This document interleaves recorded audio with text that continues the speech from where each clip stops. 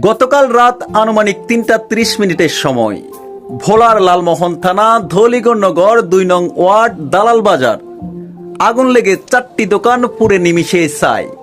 অত্যন্ত মর্মান্তিক একটা ঘটনা। তো যখন আগুন লেগেছে তখন আপনি কোথায় ছিলেন? যে দোকানে। আমাদের বাজারে তো কোনো ফরাদার নাই আর কোনো কমিটিও ভাগ হয় না, এই কারণে আমাদের দোকান আমরা নিজেরাই পড়া দিতে হয়।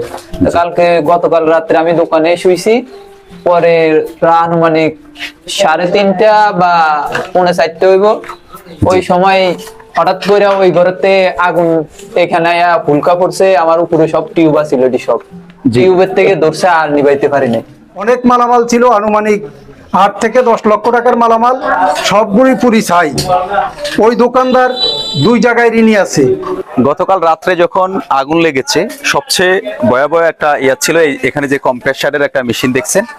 তো এটা রায়হান ভাই যখন উনি দেখছে ওনার ঘরের ভিতরে আগুন জ্বলতেছে, যেহেতু ফার্টসের দোকান, সেক্ষেত্রে ওনার ওখানে মানে আগুন দ্রুত ছড়ানোর জন্য অনেকগুলা কেমিক্যাল ছিল। কেমিক্যাল বলতে অনেকগুলা রং ছিল, রঙের সাথে যে কেমিক্যাল থাকে আপনারা জানেন যে সেখান থেকে যদি অগ্নিসূত্র হয় নিবানো সম্ভব হয় না দ্রুত।